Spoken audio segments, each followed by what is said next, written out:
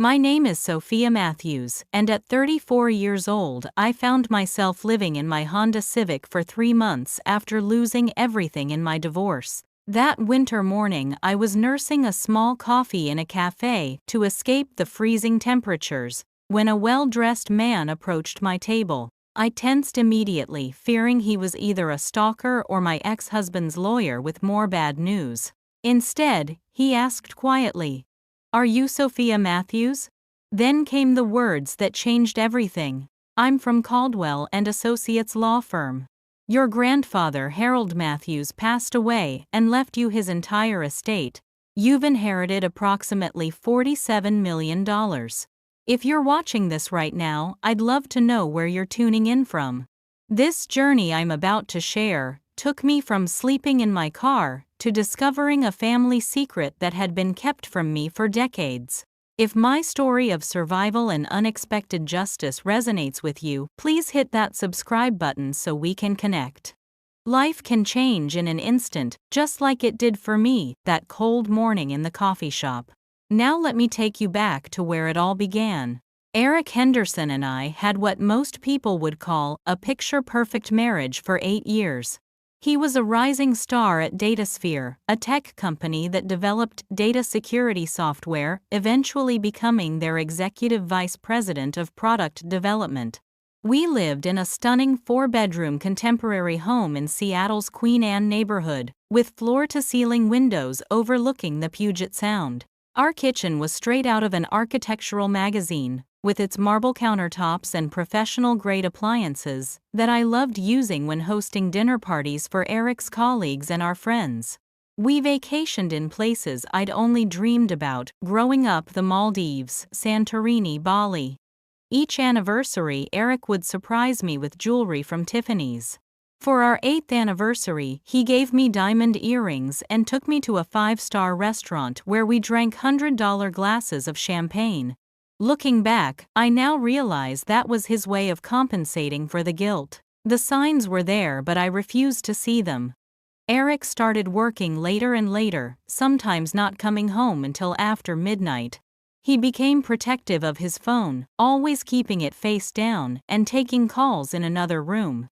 There were unexplained charges on our credit card statements that he dismissed as business expenses. When I questioned him about a $4,000 charge at a jewelry store that wasn't around my birthday or our anniversary, he snapped at me for checking the statements and said it was for a client gift. I believed him because I wanted to. Then came the day I discovered everything. Eric had left his personal laptop at home while rushing to a breakfast meeting on a Saturday morning. When I opened it to check our shared calendar for an upcoming dinner plan, a notification popped up. A text message from someone named Megan. "Last night was amazing. Can't wait to see you at the cabin this weekend. I've packed something special to wear just for you." Megan was his 26-year-old assistant. I'd met her at company events and had even invited her to our home for our annual holiday party. While I served her drinks and made sure she felt welcome, she was sleeping with my husband.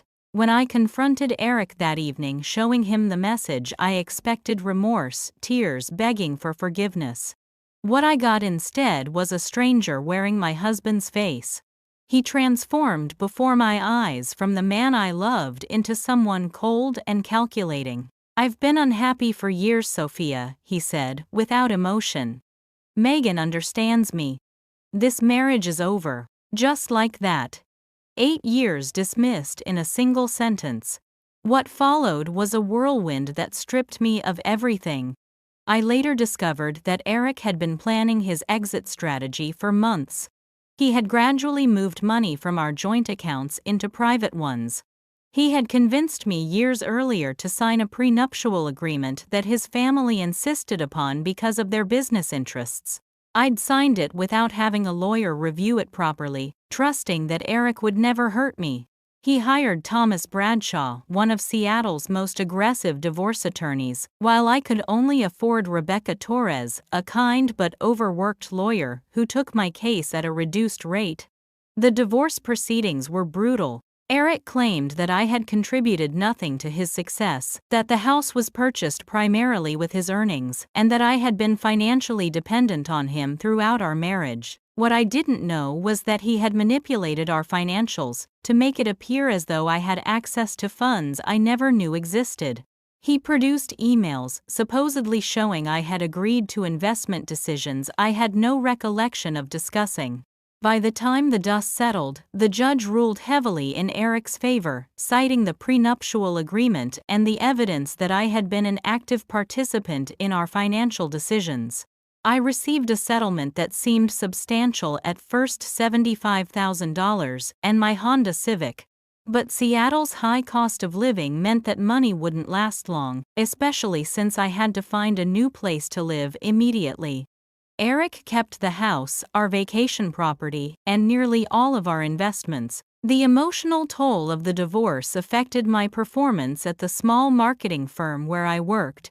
After missing deadlines and having a breakdown during a client presentation, I was let go with a small severance package. Between the job loss and the difficulty of finding affordable housing in Seattle, my settlement money disappeared alarmingly fast on temporary accommodations, food, and desperate attempts to find new employment. 6 months after the divorce was finalized, I could no longer afford the studio apartment I had rented. My credit cards were maxed out. I had sold most of my designer clothes and accessories online. My final act of desperation was selling my wedding ring to a pawn shop for a fraction of its value. On a rainy Tuesday in October, I packed what remained of my possessions into my Honda Civic and drove away from my apartment for the last time, leaving the keys in the manager's drop box. That night, huddled in my reclined driver's seat in a Walmart parking lot, I cried myself to sleep, wondering how my life had unraveled so completely in less than a year. Living in your car isn't just about not having a home. It's a full-time job of survival that consumes every moment of your day.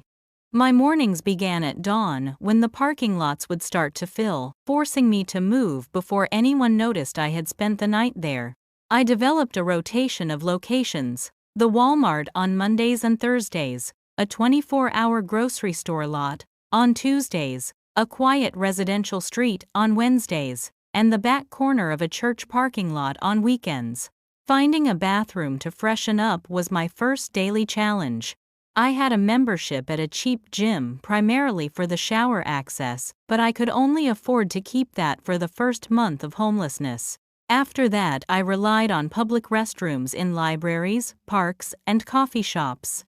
I kept a small toiletry bag with me at all times, washing my face and brushing my teeth whenever I could, often in restaurant bathrooms where I'd buy the cheapest menu item just to gain access. The library became my sanctuary during the day. It was warm, safe, and had free Wi-Fi where I could search for jobs and send applications. I'd arrive when they opened and stay until closing, applying for anything I could find. But interviews were rare, and when they did happen, they went nowhere. How do you explain having no permanent address? How do you look professional for an interview when you've been sleeping in your car? My appearance began to deteriorate despite my best efforts. My clothes, though, neatly kept in storage bins in my trunk, had a perpetually rumpled look. The dark circles under my eyes couldn't be concealed with the drugstore makeup I could barely afford. One by one, I sold everything of value. My laptop went first, replaced by library computers. My designer handbags, shoes, and the last pieces of good jewelry followed. Each item represented another week of survival, another tank of gas, another meal. I learned to make $5 stretch for food, a bagel for breakfast, ramen noodles prepared using hot water from gas station, coffee stations for lunch, and if I was lucky, a fast food dollar menu item for dinner. The cruel irony of homelessness is its self-perpetuating nature. You can't get a job without an address, but you can't get an address without a job. I used the address of a mail forwarding service that cost $30 a month, money I could barely spare, but essential for receiving any communications from potential employers. The few friends I had maintained after the divorce gradually disappeared from my life. Some had been mutual friends who sided with Eric after he spread rumors about me having mental health issues that destroyed our marriage. Others simply couldn't relate to my new reality and found it uncomfortable to be around someone who had fallen so far. Their invitations became less frequent, their texts stopped, and eventually, the silence became complete. But among the darkness, there were small acts of kindness that kept me going. Rebecca, a barista at a local coffee shop, would occasionally make a mistake on someone else's order and offer me the extra drink. The elderly librarian Mrs. Jenkins would turn a blind eye when she found me dozing off in the reading room's comfortable chairs. A fellow car dweller named Victor, a veteran who had been homeless for years, showed me safe spots to park and taught me how to create window coverings for privacy using cardboard and black fabric. As winter approached, my situation grew more desperate. Sleeping in a car during Pacific Northwest winters is dangerous. The temperatures drop below freezing, and without proper heating, hypothermia becomes a real threat. I would run the car engine for 10 minutes every few hours throughout the night, but I was constantly worried about carbon monoxide poisoning if I fell asleep with the engine running. One night in early December, I woke to the sound of someone trying to break into my car. I had parked in what I thought was a safe area, but a man was attempting to jimmy the lock with some kind of tool. I honked the horn repeatedly until he ran away, but I spent the rest of the night trembling, unable to sleep, wondering if he would return. My health was deteriorating rapidly. I had lost 20 pounds from my already slim frame. A persistent cough had developed, likely from the damp conditions and lack of proper nutrition. My periods had become irregular, and I was constantly exhausted. A simple cut on my hand from a can lid became infected because I couldn't keep it clean and I couldn't afford to see a doctor. The day before I met Benjamin Caldwell in that coffee shop, I had reached my absolute lowest point. It was snowing, and the temperature had dropped to 23 degrees. The public library was closed for renovations that week. I had exactly $7.43 to my name. My car was running on fumes, and I hadn't eaten anything but a granola bar in 2 days. Sitting in my freezing car, I found myself staring at my phone, Eric's number on the screen. Despite everything he had done to me, despite the humiliation and pain I was contemplating, calling him to beg for help. That's what rock bottom looks like, being willing to crawl back to the person who destroyed you because you have no other options. I didn't make the call. Something stopped me, some last shred of dignity, or perhaps just stubborn pride. Instead, I drove to that coffee shop, scraping together enough change to buy the cheapest item on the menu so I could sit in the warmth for a few hours. I never could have imagined that decision would change my life forever.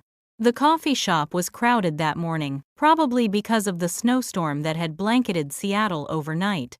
I managed to find a small table in the corner, nursing my small black coffee and trying to make it last as long as possible. I must have looked a mess wearing the same jeans I'd worn for a week and a coat that had seen better days, my hair pulled back in a ponytail to hide how greasy it had become. I was staring out the window watching the snow fall and wondering where I would sleep that night when I sensed someone approaching my table. Looking up, I saw a man in his 60s wearing an expensive-looking wool overcoat and carrying a leather briefcase. He had silver hair, kind eyes behind tortoise-shell glasses, and a polite but serious expression. "Excuse me," he said, his voice low enough that only I could hear. "Are you Sophia Matthews?" My first instinct was fear. Had Eric sent someone to harass me? Was this a debt collector? My mind raced through the possibilities, none of them good. "Who's asking?" I replied cautiously. The man sat down across from me, placing his briefcase on the table. "My name is Benjamin Caldwell, from Caldwell & Associates law firm in San Francisco. I've been looking for you for quite some time, Miss Matthews." My heart raced. "Whatever this is about, I don't have any money." "If Eric sent you—" "I don't know any," Eric Benjamin interrupted gently. "I'm here about your grandfather, Harold Matthews. I'm very sorry to inform you that he passed away 3 months ago." I stared at him confused. My grandfather died when I was 7. There must be some mistake. Benjamin shook his head slowly. No, Miss Matthews. Your grandfather Harold Matthews died on September 18th of this year, at the age of 84. He left his entire estate to you, his only grandchild. You've inherited approximately $47 million. I almost laughed. This had to be some elaborate scam or a cruel joke. That's impossible. My grandfather died decades ago. My parents told me. Your parents lied to you, Miss Matthews, Benjamin said, his expression somber. Your grandfather has been alive all these years, living primarily in California, with a second home in Switzerland. He's been searching for you since your father took you away when you were a child. He opened his briefcase and removed a manila envelope. From it, he produced a photograph of an elderly man with familiar eyes, standing in front of a sprawling Spanish-style mansion. Something about his face triggered a distant memory, like a dream I couldn't quite recall. This can't be real, I whispered. I understand this is shocking, Benjamin said kindly. But I assure you it's very real. I've been your grandfather's attorney for over 30 years. When he passed away, his final wish was that we find you and ensure you received your inheritance. He showed me more documents, a copy of Harold's will, naming me as sole beneficiary, property deeds, investment portfolios, bank statements with figures that made my head spin. There were properties in California and Switzerland, an investment portfolio worth millions, art collections, and several business holdings. Why would he leave all this to me? He didn't even know me, I said, still unable to process what was happening. On the contrary, Benjamin replied, he knew you very well even if you didn't know him.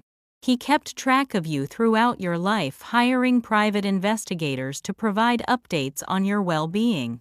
He tried to contact you many times over the years, but it seems those attempts were intercepted. My mind was reeling. You've been looking for me for months. How did you find me today? It wasn't easy, Benjamin admitted. After your divorce, you essentially disappeared from the system. We tracked you to Seattle based on your last known address, but after that, the trail went cold. I've been in the city for 2 weeks, showing your photo at shelters, libraries, and coffee shops. The barista here recognized you as a regular. I glanced toward the counter where Rebecca was working. She gave me a small smile and a nod. I still don't understand, I said. How do I know this isn't some elaborate scam? Benjamin reached into his pocket and pulled out a small velvet box. Your grandfather thought you might be skeptical. He asked me to give you this. Inside the box was a sapphire ring set in delicate white gold. The moment I saw it, a memory surfaced, sitting on someone's lap, my grandfather's lap, as he told me stories about my grandmother Clara and her beautiful sapphire ring that matched her eyes. I remembered the ring on his pinky finger, too big for a child's hand, but fascinating to my young eyes. Her sapphire ring, I whispered, tears forming. I remember this. Benjamin nodded. It belonged to your grandmother Clara. Harold kept it all these years, hoping to give it to you himself someday. The reality of the situation began to sink in. My grandfather hadn't died when I was 7. He had been alive all these years, searching for me while I believed he was long gone. My parents, my own parents, had lied to me my entire life. Why would they do this? I asked, my voice breaking. Why would they keep him from me?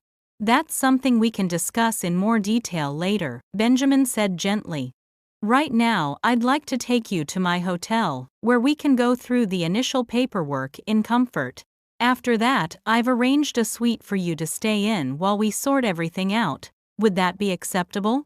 I looked around the coffee shop, at my nearly empty cup, at my worn coat and shabby appearance, then back at Benjamin with his kind eyes and the sapphire ring that had unlocked a forgotten memory. In that moment, I knew my life was about to change completely, for the second time in a year, but this time perhaps for the better. Yes, I said finally. That would be acceptable. That night I slept in a luxury suite at the Four Seasons Hotel. After 3 months of reclining my car seat as a bed, the plush king-sized mattress felt almost uncomfortably soft. I took a hot shower that lasted nearly an hour, washing away months of grime and desperation. I ordered room service, a steak dinner with a glass of red wine, and ate at a proper table instead of in my lap. As I stood at the window looking out at the Seattle skyline, the sapphire ring now on my finger, I couldn't help but wonder what other secrets my family had kept from me, and why my parents had gone to such lengths to erase my grandfather from my life. The answers would come soon enough, but for that night I allowed myself to simply exist in a moment of safety and comfort that had seemed impossible just hours before. 3 days after meeting Benjamin, we flew to San Francisco on my grandfather's private jet, a luxury I never imagined I'd experience. Benjamin had arranged for a car to take us directly to Harold's estate in Atherton, an exclusive enclave in Silicon Valley where properties rarely sold for less than $20 million. The car passed through wrought iron gates bearing the Matthews family crest and drove up a long cypress-lined driveway. The main house was a magnificent Spanish colonial revival mansion with terracotta roof tiles and ivy-covered walls. It was surrounded by meticulously maintained gardens featuring rose beds, citrus trees, and a koi pond. "Your grandfather purchased this estate in 1972, Benjamin explained as we approached. He lived here until his passing. Inside the home was both grand and comfortable, with high ceilings, hardwood floors, and large windows that filled the rooms with natural light. Family photos adorned the walls and mantels, many of which, to my shock, included me at various ages. How did he get these?" I asked, picking up a framed photo of my high school graduation. "Private investigators," Benjamin explained. "He hired them to document important moments in your life that he couldn't witness in person." In Harold's study, Benjamin introduced me to Arthur Jenkins, my grandfather's personal assistant for over 20 years, and Margaret Chen, the estate manager. They both greeted me warmly, with Margaret wiping away tears as she told me how much I resembled my grandmother Clara. "He talked about you every day," Arthur said, his voice thick with emotion. "Finding you was his greatest wish." Benjamin directed us to the massive oak desk that dominated the study. "Harold left specific instructions about what should happen when we located you," he said, unlocking a drawer and removing a leather-bound journal and a stack of envelopes tied together with string. "These are your grandfather's personal journals," he explained, placing the book before me. "He wanted you to read them to understand what happened between him and your father. And these," he added, indicating the envelopes, "are letters he wrote to you over the years, none of which were ever delivered." With trembling hands, I opened the journal, turning to the first page. The handwriting was neat and precise, dated January 1990, the year I turned 7, the year I was told my grandfather had died. For the next several hours I read through Harold's journals, occasionally stopping to open one of the letters addressed to me. The story that emerged shattered everything I thought I knew about my family. Harold Matthews had built his fortune in real estate development, starting with a single apartment building in the 1962nd and expanding to hotels, office complexes, and shopping centers across California. He married Clara in 1961, and they had one child, my father James, in 1963. They were, by all accounts, a close and loving family. In 1990, James joined the family business after getting his MBA. Harold was planning to gradually hand over control to his son, grooming him to eventually take over. But within months, serious disagreements emerged about the direction of the company.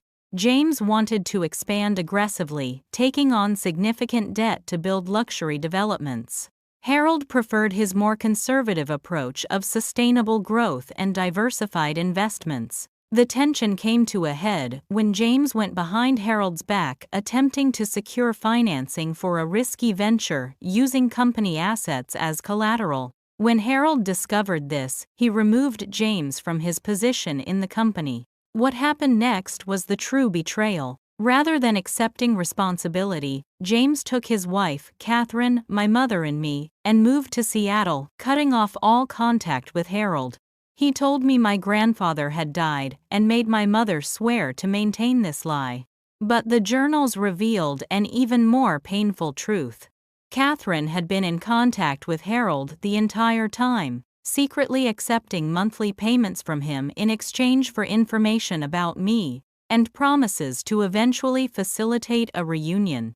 She sent him photos, school reports, and updates about my life, all while maintaining the fiction that he was dead. Your mother accepted $50,000 a month for nearly 30 years, Benjamin explained grimly, showing me financial records. In return, she was supposed to be preparing you for an eventual reconciliation with your grandfather. Obviously, that never happened. When my father died in a car accident when I was 16, I expected Catherine would tell me the truth then, but instead, she continued the deception, continuing to collect the monthly payments from Harold. The most recent journal entries revealed the final betrayal. Through his investigators, Harold had learned about my divorce from Eric. He had also discovered something I never knew Catherine had known about Eric's affair months before I discovered it. Not only had she kept silent, but she had actually encouraged Eric to pursue the divorce, advising him on how to protect his assets from me. The final entry in Harold's journal, dated just 2 weeks before his death, read, "I've found Sophia at last. My investigators report she's living in Seattle, recently divorced, and in financial difficulty. I've instructed Benjamin to make immediate arrangements to bring her home. After 30 years, I'll finally meet my granddaughter again.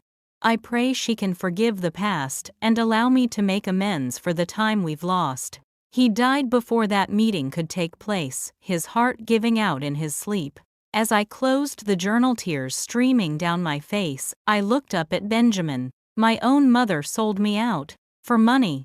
She knew what Eric was doing to me, and she helped him. Benjamin nodded gravely.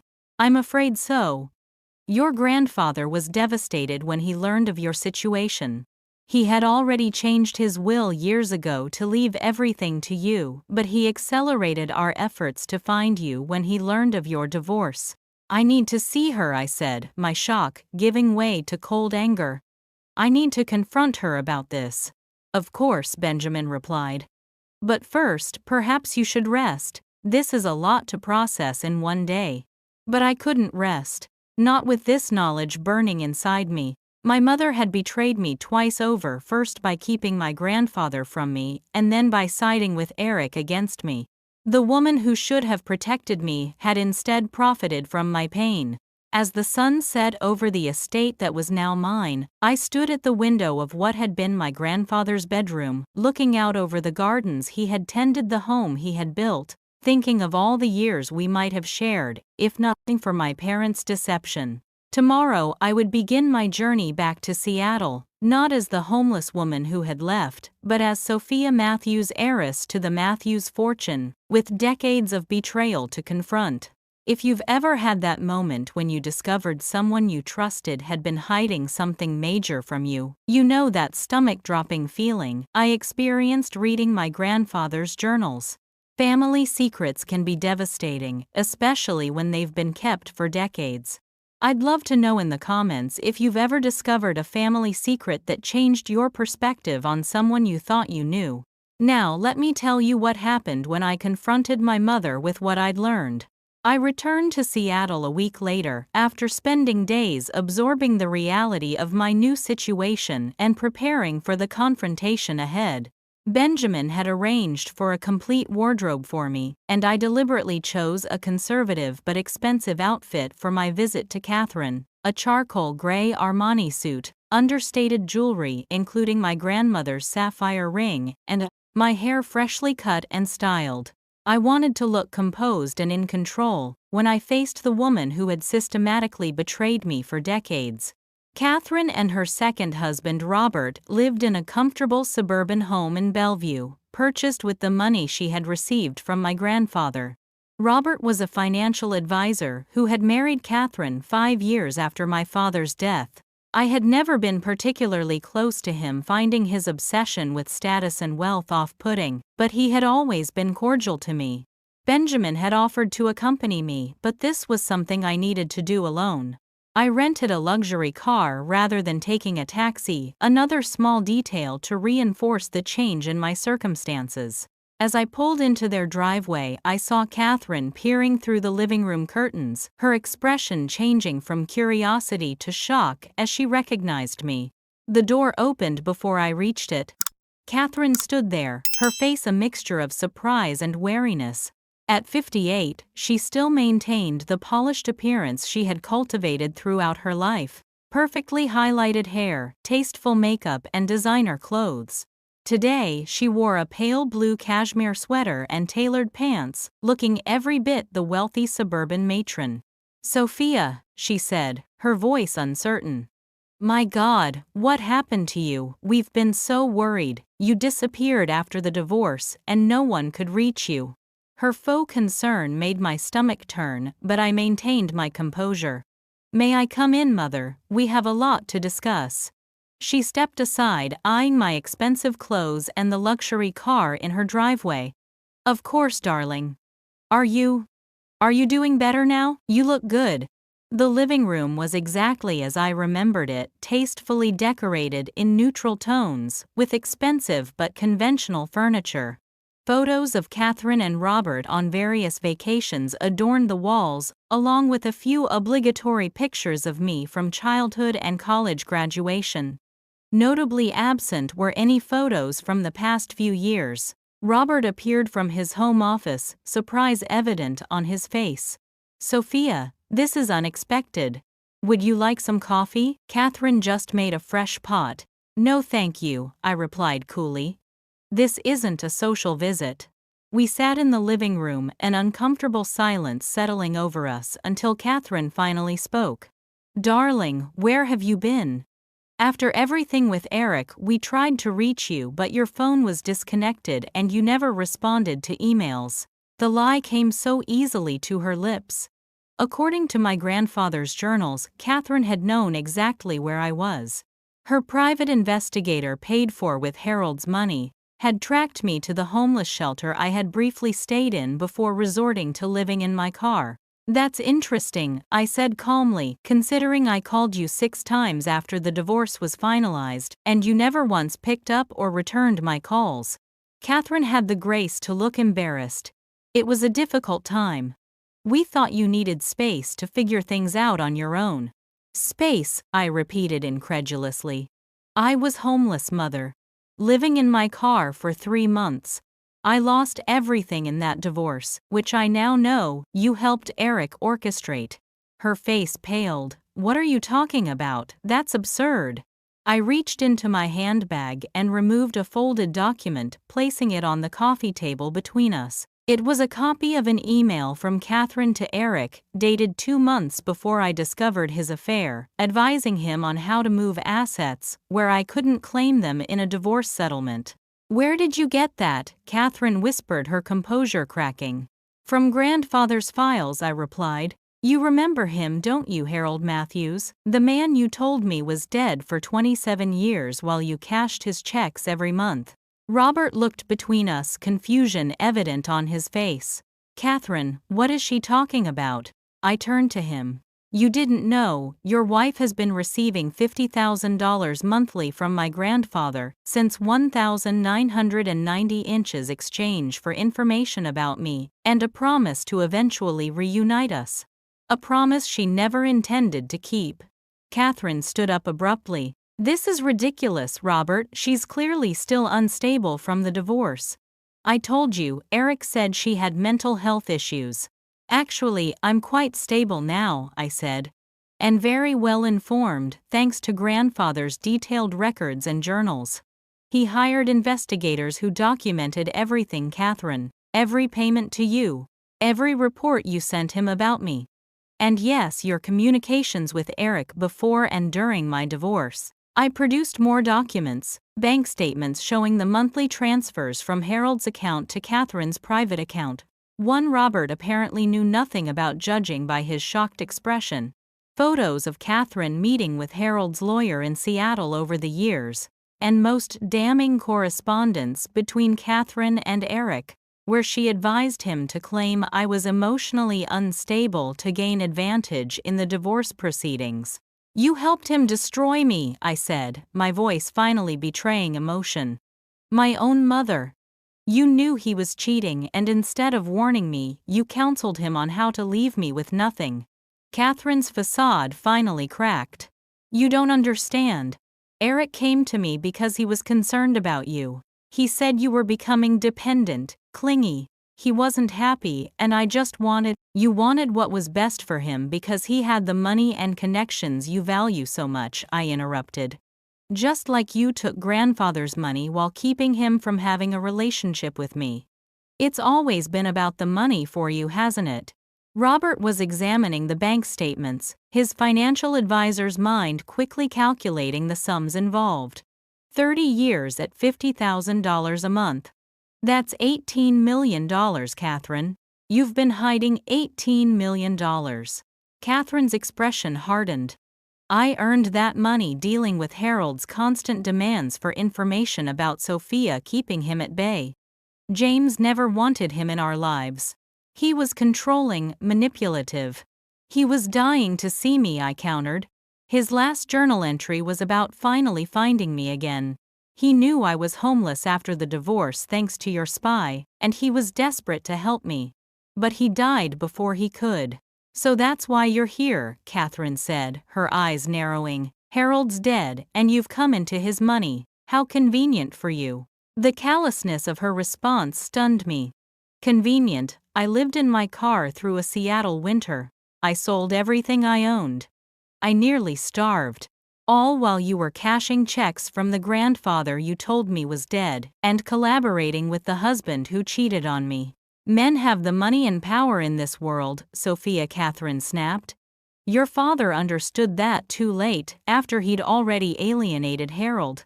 I was just being practical. Eric was going to leave you regardless. I just made sure I stayed on the right side of the equation." "The right side," Robert interjected, standing now. "You've been hiding millions from me, your husband, while advising our son-in-law on how to financially ruin our daughter. What kind of monster are you?" I hadn't expected Robert to take my side, and the show of support momentarily threw me. Catherine seemed equally surprised, turning to him with a placating expression. "Darling, you don't understand. This was all for our benefit, for our future. Sophia was going to be fine. She's young, she could have rebuilt." "Like you rebuilt after Dad died," I interrupted. "By latching on to grandfather's money while pretending he didn't exist. By marrying Robert for financial security." Catherine's expression turned ugly. "You ungrateful little, do you have any idea what I sacrificed for you? Your father was a failure who threw away his inheritance because of pride. I made sure we survived after he died. I made sure you had everything you needed. Except the truth," I said quietly. "Except family. Except loyalty when I needed it most." I stood up, gathering the documents and returning them to my bag. "I didn't come here for an apology. I know you're incapable of that level of self-reflection. I came to tell you that the payments from grandfather's estate have stopped effective immediately. His attorneys have already sent formal notification." Catherine's face drained of color. "You can't do that. That money is mine. We had an agreement." "An agreement you failed to honor," I replied. "And yes, as the sole beneficiary of Harold Matthews' estate, I absolutely can and have done exactly that. The flow of money you've enjoyed for 30 years is now over." I turned to leave, but Catherine grabbed my arm, her fingers digging in painfully. "You listen to me. You think you can just walk in here with your newfound wealth and judge me. You have no idea what it took to survive after your father died. Harold's money saved us." I removed her hand from my arm. "No, Mother, Harold's money saved you. I'm the one who was left homeless after the divorce you helped orchestrate." Robert stepped between us. "I think you should leave now, Catherine. Pack what you need for a few days. I'll have my lawyer contact you. Catherine looked between us, suddenly realizing she was losing everything: her husband, her secret income, her carefully constructed life. Robert, you can't be serious. We've been married for 15 years, and you've been lying to me for all of them, he replied, coldly. Hiding millions of dollars and conspiring against your own daughter. I don't even know who you are anymore. As I walked to the door, Catherine called after me, desperation in her voice. Sophia, please. We can work this out. Family has to stick together. I turned to her one last time. That's rich coming from someone who erased half my family from my life. Goodbye, Mother. I won't be back. As I drove away, I could see Catherine standing in the doorway, Robert's voice raised in anger behind her. The woman who had shaped so much of my life through deception was now facing the consequences of her actions, just as I had faced the consequences of trusting those who should have protected me. It wasn't revenge exactly. It was justice. And for the first time since my divorce, I felt a sense of power returning to me. Harold Matthews' granddaughter was finally taking control of her own story. With Benjamin's guidance, I began the process of managing my unexpected wealth. The inheritance was staggering in its scope, the Atherton estate valued at $22 million, a chalet in Switzerland worth $8 million, an investment portfolio of diversified stocks, bonds, and real estate holdings totaling over $100 million. Controlling interest in Matthews Development Corporation, and various other assets, including an art collection, luxury vehicles, and several bank accounts. Benjamin introduced me to Harold's financial team, Elaine Wang, his chief investment officer, Marcus Delgado, his accountant, and Christopher Baxter, his estate manager. They were all professionals who had worked with my grandfather for years and were committed to honoring his wishes by helping me transition into my new role. Your grandfather was very specific about wanting you to have complete control, Elaine explained during our first meeting. But he also hoped you would continue his legacy of ethical investing and philanthropy. I spent the first month learning about Harold's business empire and charitable foundations. He had built his wealth through real estate development, but had strict principles: no luxury projects that displaced existing communities, investment in affordable housing, and environmental sustainability, long before it was trendy. While I adjusted to my new reality, I rented a modest two-bedroom apartment in San Francisco, rather than moving into the Atherton estate immediately. The mansion held too many emotions for me, both the pain of what I'd lost and the overwhelming responsibility of what I'd gained. I needed a neutral space to process everything while learning to manage my inheritance. One afternoon, as I was reviewing documents in my apartment, I received a text message from a number I didn't recognize. Heard about your change in fortune. We should catch up. Melissa. Melissa Parker had been my closest friend in Seattle until my divorce. She had tried to warn me about rumors she'd heard regarding Eric and his assistant, but I had dismissed her concerns too, trusting in my marriage. After the divorce, our friendship had faded, as I withdrew from everyone in my shame and depression. We agreed to meet at a cafe near my apartment. When Melissa walked in, her face broke into a genuine smile of relief at seeing me. Sophia, you look amazing, she said, embracing me tightly. I was so worried when you disappeared after the divorce. No one knew where you'd gone. Over coffee, I gave her the condensed version of everything that had happened: the homelessness, the inheritance, the discovery of my mother's betrayal. Melissa listened without interruption, her expression shifting from horror to amazement. I can't believe Catherine did that to you, she said, when I finished. Actually, no, I can believe it. She always seemed so calculated.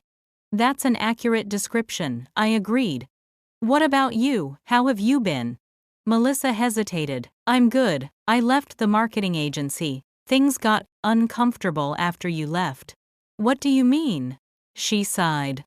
Eric's company Datasphere became one of our biggest clients right after your divorce.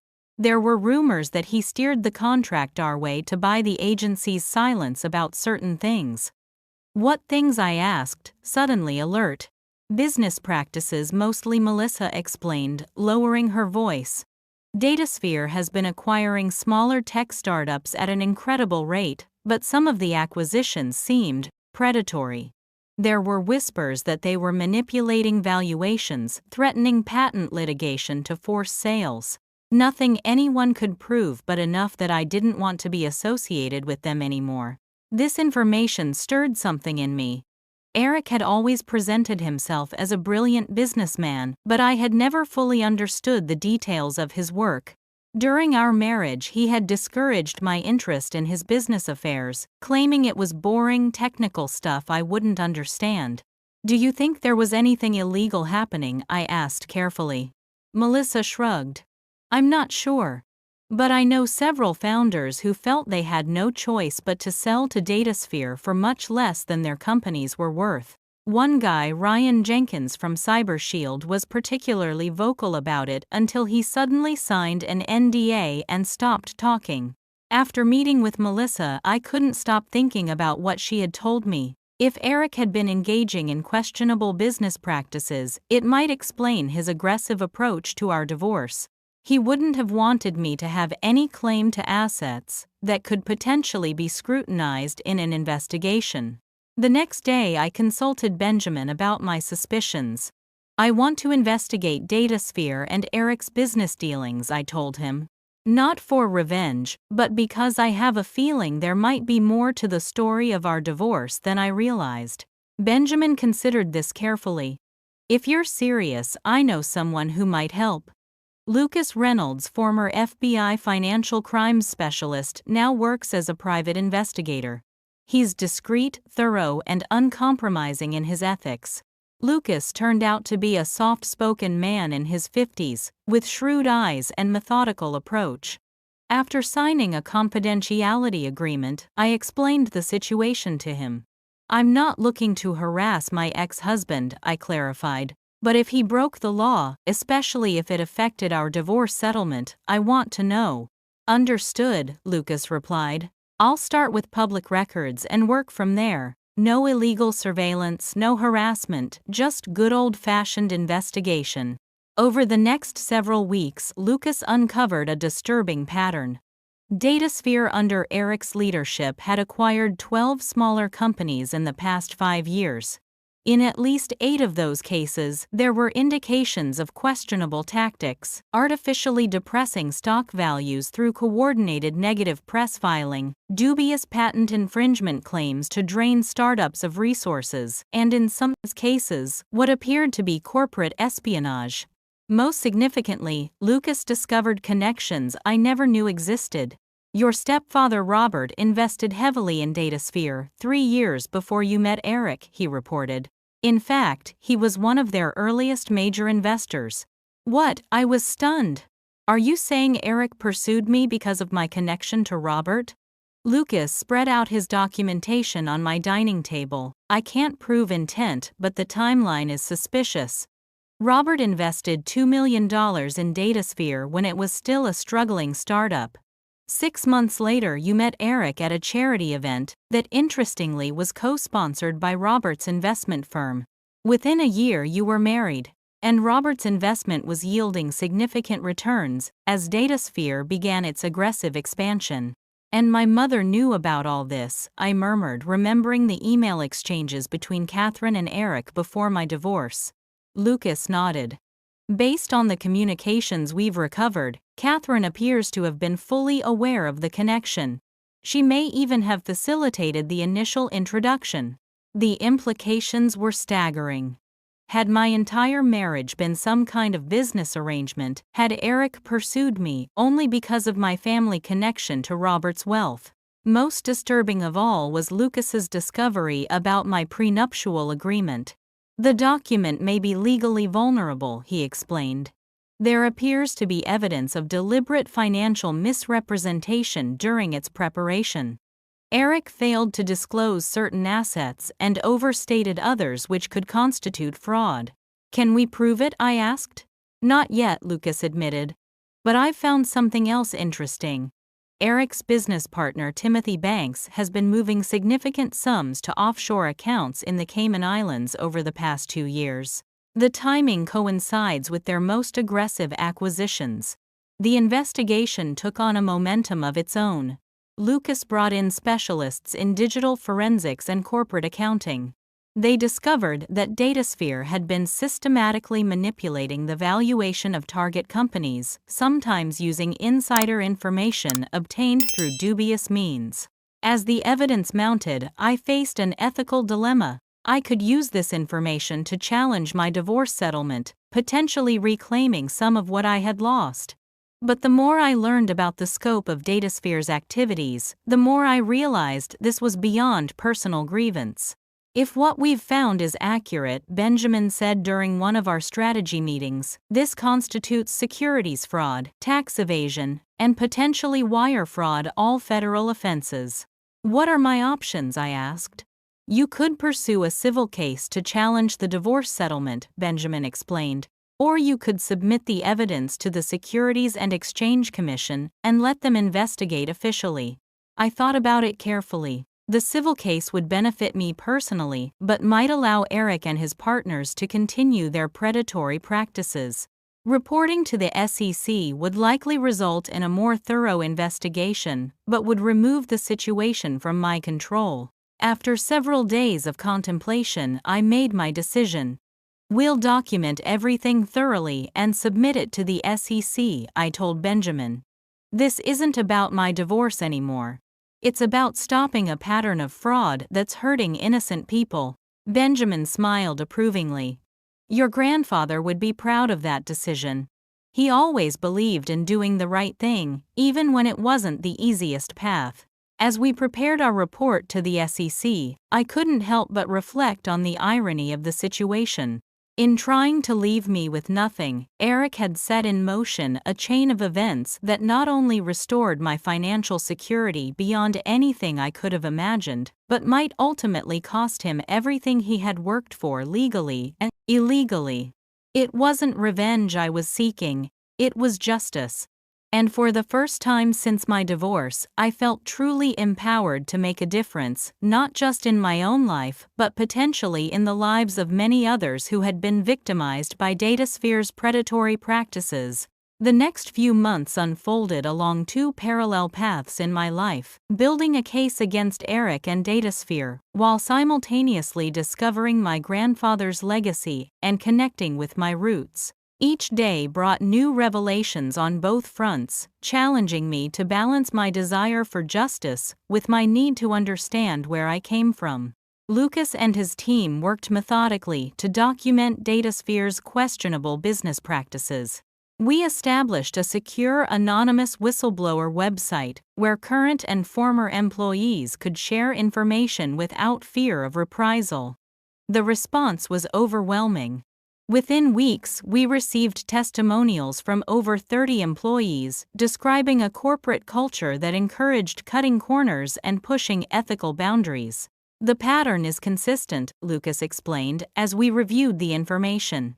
DataSphere would identify promising startups, usually ones developing technology that complemented their own products.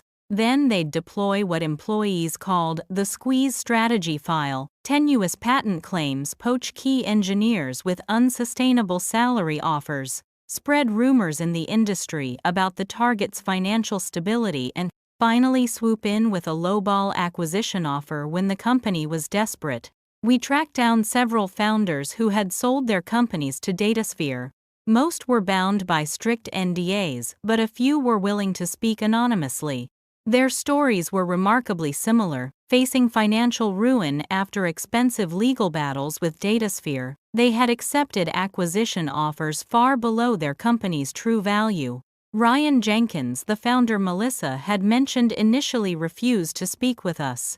After persistent but respectful outreach, he finally agreed to meet in a neutral location. He arrived looking nervous, constantly checking his surroundings. I shouldn't be talking to you, he said immediately. The NDA I signed would bankrupt me if they found out. We understand the risk, I assured him. Everything you tell us will be protected. Ryan described how DataSphere had systematically undermined his company, CyberShield, which had developed innovative encryption software. They filed 3 separate patent infringement lawsuits against us, all baseless, but we couldn't afford to fight them. Our investors got spooked and pulled out. Then suddenly Eric Henderson shows up offering to buy us for pennies on the dollar, with the condition that the entire development team stays on. What happened to the technology you developed? Lucas asked. Ryan laughed bitterly. 6 months after acquisition, DataSphere released Data Shield, essentially our product, with minimal changes and their brand name.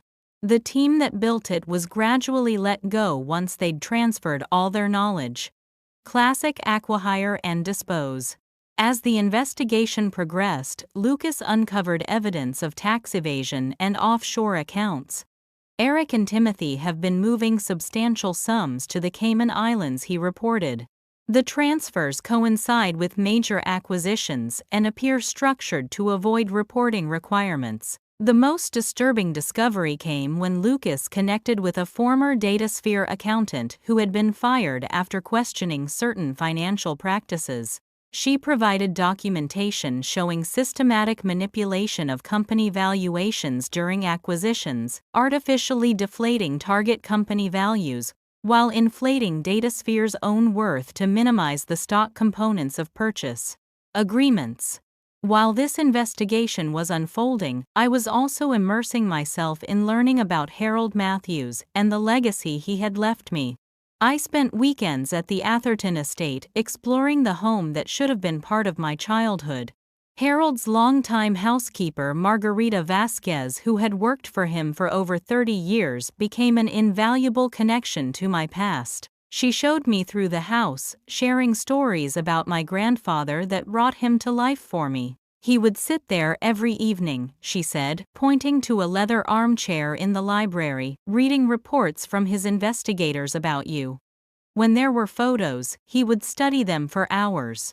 He kept every school report, every newspaper clipping that mentioned you, even distantly.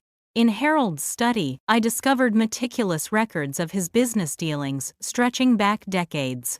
Unlike Eric's predatory approach, my grandfather had built his real estate empire on principles of fair dealing and community benefit. He had pioneered affordable housing initiatives in California, long before they were mandated, investing in neighborhoods others had written off, and helping residents become homeowners. Your grandfather believed wealth carried responsibility, Benjamin explained as we reviewed Harold's charitable foundation documents. The Matthews Foundation has built 15 affordable housing complexes across California, funded scholarships for over 300 students from low-income backgrounds, and established medical clinics in underserved communities. The foundation had been Harold's passion, particularly after my grandmother Clara's death in 1988.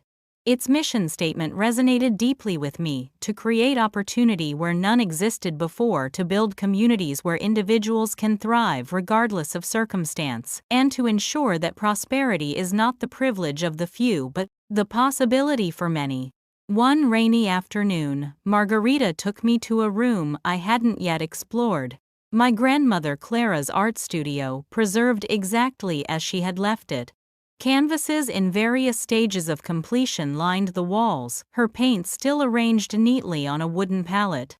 Clara had been a talented painter, specializing in vibrant landscapes and intimate family portraits. Your grandfather couldn't bear to change anything after she passed, Margarita explained.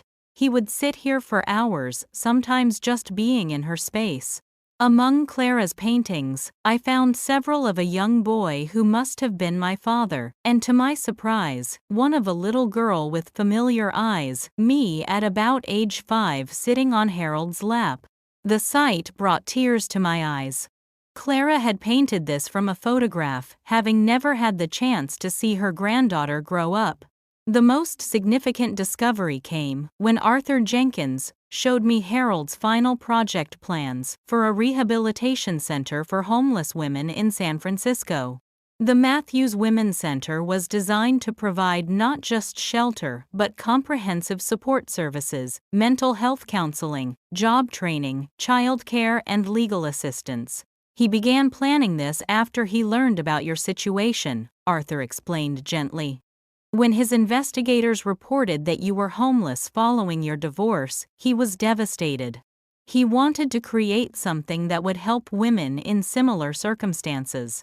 The center had been fully designed and funded with land purchased in the Mission District, but construction had been delayed by Harold's declining health and then his death.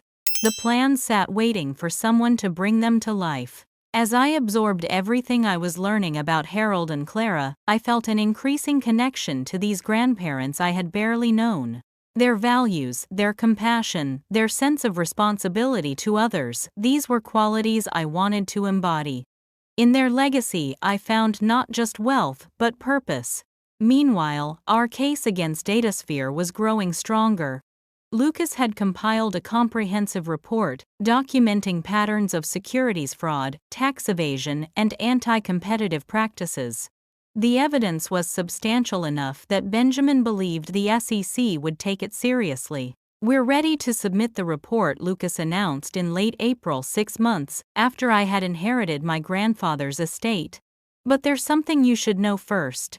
We've received an anonymous threat." He showed me an email sent to our whistleblower site. "Stop digging or face consequences. Some secrets should stay buried." "Can we trace it?" I asked. Lucas nodded. "Already did. It came from an IP address associated with Timothy Banks' home network.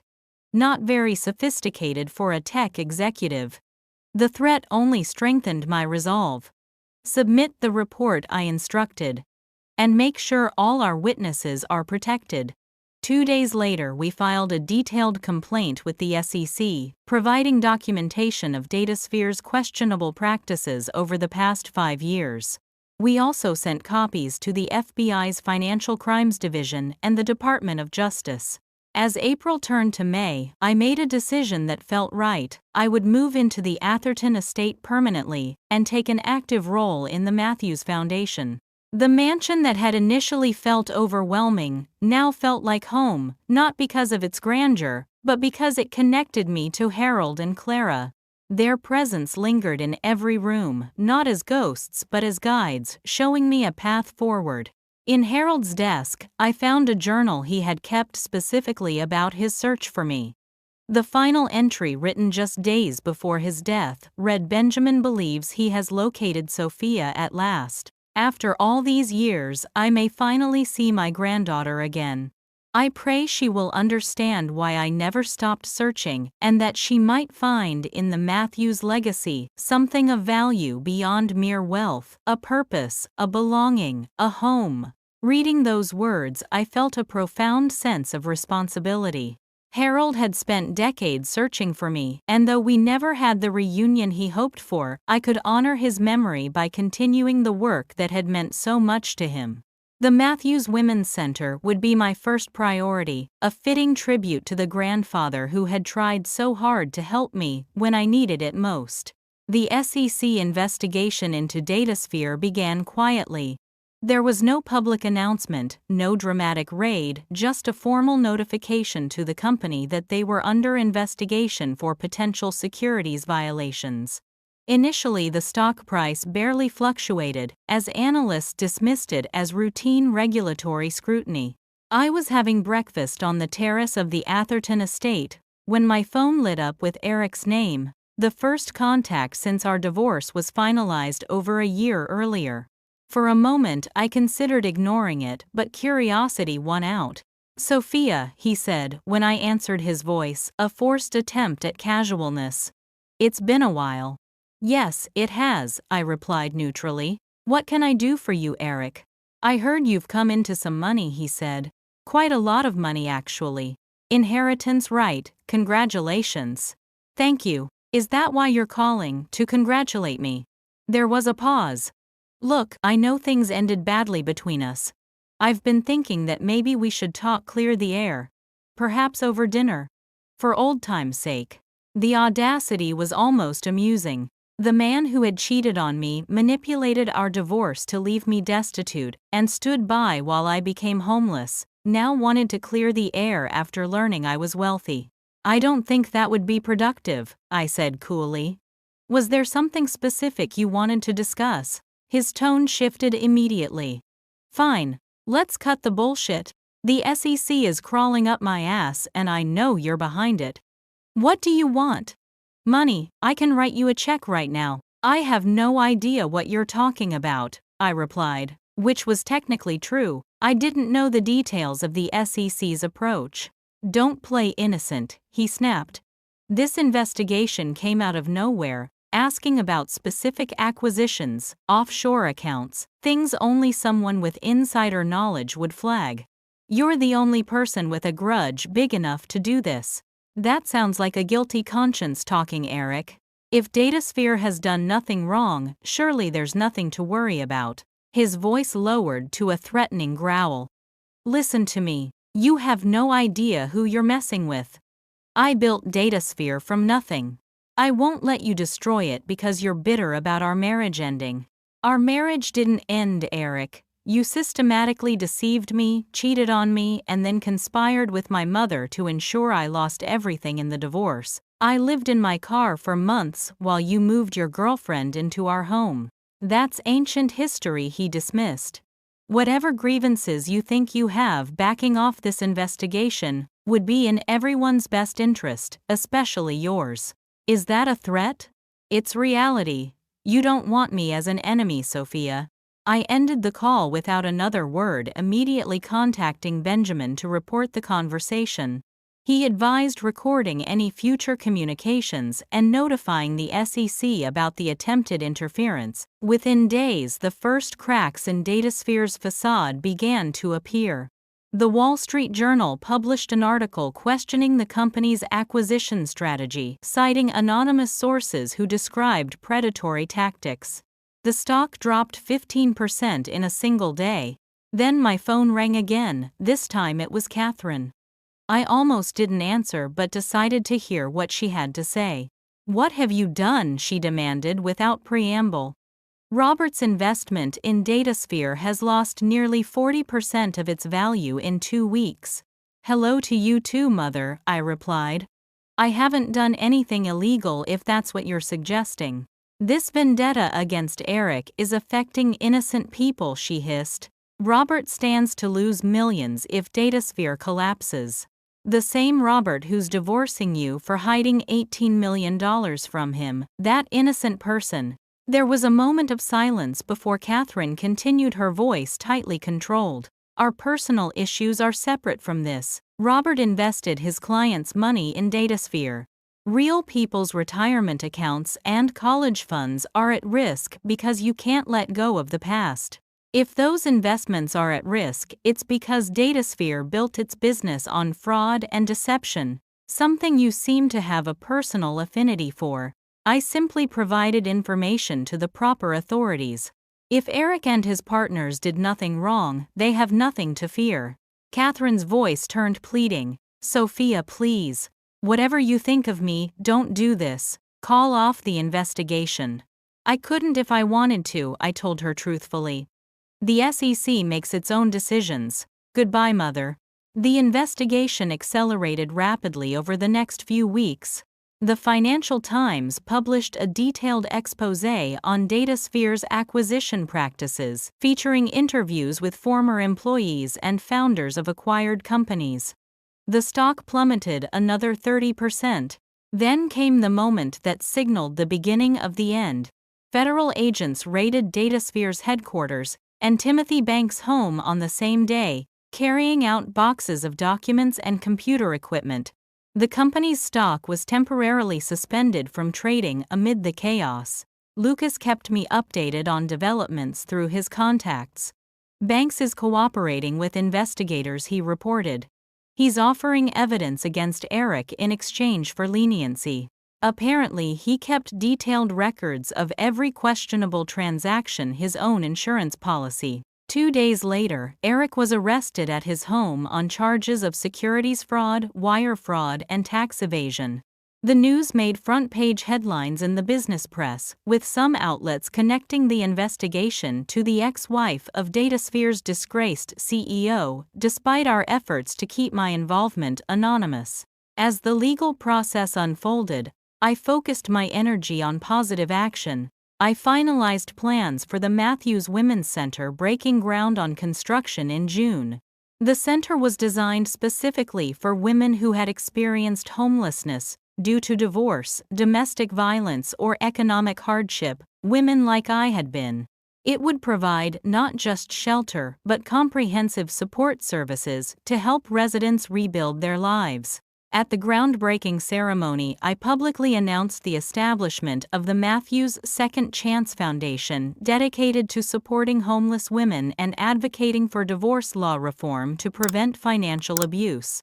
The foundation would be funded with $50 million from my inheritance, with additional annual contributions from the Matthews estate. I reached out to Rebecca, the barista who had shown me kindness during my homeless months, offering her the position of managing the coffee shop we planned to include in the center, a training facility that would provide job skills to residents. She accepted enthusiastically, having always dreamed of running her own cafe. Melissa, who had first alerted me to DataSphere's questionable practices, joined the foundation as our communications director. Her marketing experience and genuine commitment to the cause made her the perfect advocate for our work. As summer turned to fall, I finally felt ready to visit Harold and Clara's graves in the small private cemetery on the Atherton estate. I brought fresh flowers, Clara's favorite peonies, and spent hours sitting beside their headstones, telling them everything that had happened, thanking them for the legacy they had left me, and promising to honor their memory through my work. Through Benjamin, I discovered family on Harold's side that I never knew existed, a great aunt in her 90s who cried when we met, saying I had Clara's eyes. Cousins who welcomed me warmly into the extended Matthews family. Distant relatives who shared stories and photographs that filled in the blank spaces of my family history. In September, I received a letter from Robert. He and Catherine were divorced, their financial situation precarious after the collapse of DataSphere. He apologized for his blindness to Catherine's deceptions and wished me well in my new life.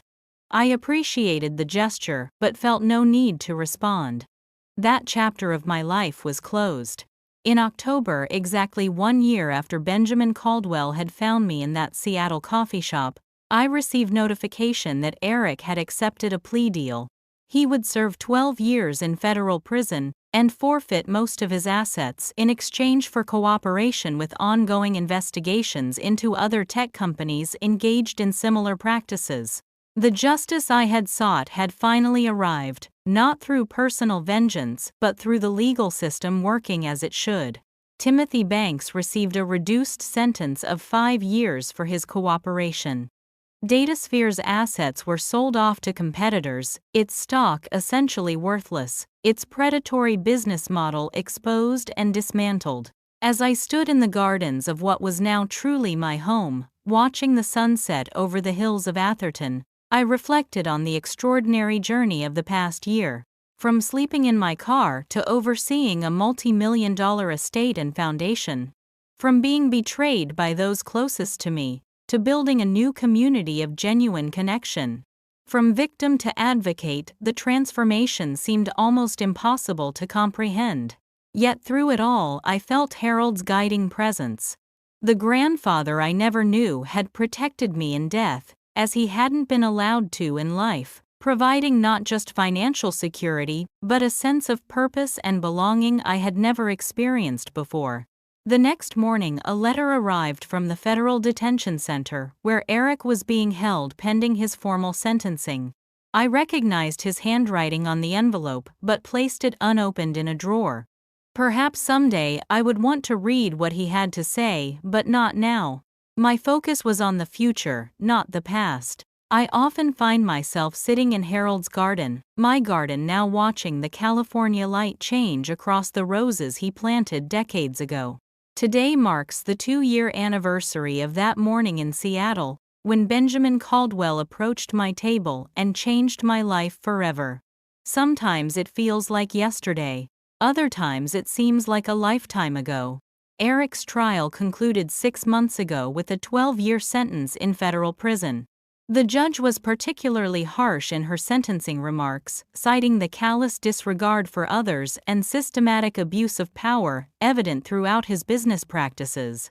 DataSphere, once valued at over $2 billion, has been dismantled, its assets sold to competitors, its predatory legacy, a cautionary tale in business schools. Catherine and Robert finalized their divorce last year. Robert managed to salvage some of his business, though his reputation suffered from the DataSphere connection. Catherine, cut off from both Harold's money and Robert's support, was forced to sell her Bellevue home and move to a modest apartment. I heard through family connections that she's working as a real estate agent, now a ironic echo of the grandfather whose existence she denied for so many years. The Matthews Women's Second Chance Center opened its doors 3 months ago in San Francisco's Mission District. The modern light-filled building provides temporary housing for up to 50 women at a time, along with comprehensive support services. Already we've had our first success stories, women who arrived homeless and traumatized, now employed and moving into their own apartments, their lives rebuilding piece by piece. The center's coffee shop, managed by Rebecca, trains residents in barista skills and customer service. It's become popular with local tech workers, who often don't realize that the woman serving their latte might have been sleeping in her car just weeks earlier. Rebecca has proven to be a natural mentor, her genuine compassion, creating a supportive environment for women learning to trust again. Melissa has exceeded all expectations as our foundation's PR director, securing media coverage that has raised awareness about female homelessness and financial abuse in divorce. Thanks to her efforts, we've received substantial additional donations, allowing us to expand our services and begin planning a second center in Los Angeles. Lucas Reynolds, whose investigation was instrumental in bringing Eric to justice, now heads security for all Matthews Foundation properties. His expertise ensures that the women in our care, many escaping abusive relationships, can feel truly safe as they rebuild their lives. The most unexpected development has been connecting with family I never knew existed. Harold's younger sister Eleanor, now 92, has become a beloved presence in my life. Her stories about Harold and Clara's early years have helped me understand not just where I came from, but who I am.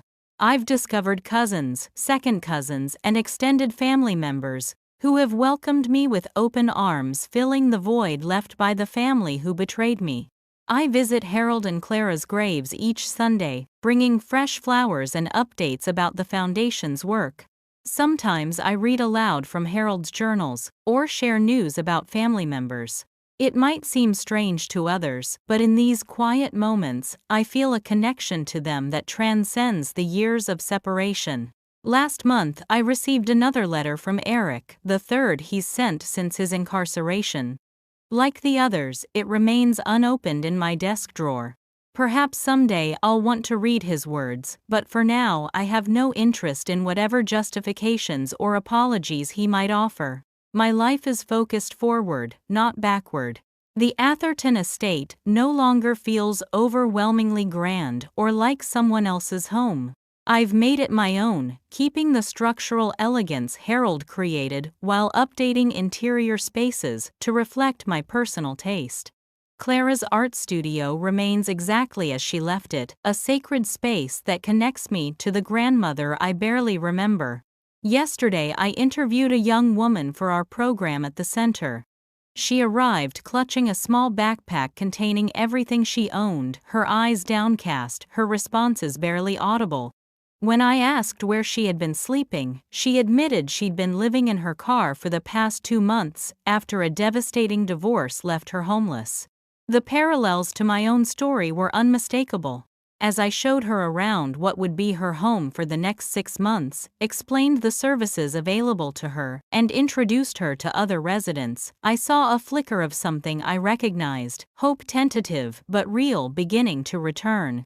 By the time we completed the intake process, she was making eye contact, asking questions, even managing a small smile. Standing at the center's entrance as she went to collect her few possessions from her car, I was struck by how completely my life had transformed. 2 years ago, I had been that woman, desperate, ashamed, unable to imagine a future beyond day-to-day survival. Now I stood in a position to help others find their way back, to offer the lifeline I had so desperately needed. The woman returned looking uncertain as she hesitated in the doorway, perhaps still not quite believing this opportunity was real. "Come in," I said, warmly holding the door open. "What's your name again?" "Rachel," she replied softly. "Welcome home, Rachel," I told her. "This is your fresh start." In that moment, I felt the circle complete. The inheritance Harold left me wasn't just the money or properties, though those had certainly transformed my circumstances. The true inheritance was this: the ability to extend to others the second chance I had received, to turn personal tragedy into meaningful purpose, and to find home not just in a physical place, but in a life of purpose and connection. If my story has resonated with you in any way, I'd love to hear about your own experiences with unexpected life changes, or how you've turned difficult situations into opportunities for growth. Has family betrayal ever led you to discover unexpected strength within yourself? Please share your thoughts in the comments below, and if you found value in my journey, consider subscribing to follow the ongoing work of the Matthews Second Chance Foundation. Your support through likes and shares helps us reach more women who need to know they're not alone. Thank you for accompanying me through this story, from rock bottom to rebuilding a meaningful life. Remember that even in our darkest moments, transformation is possible sometimes, from sources we never imagined.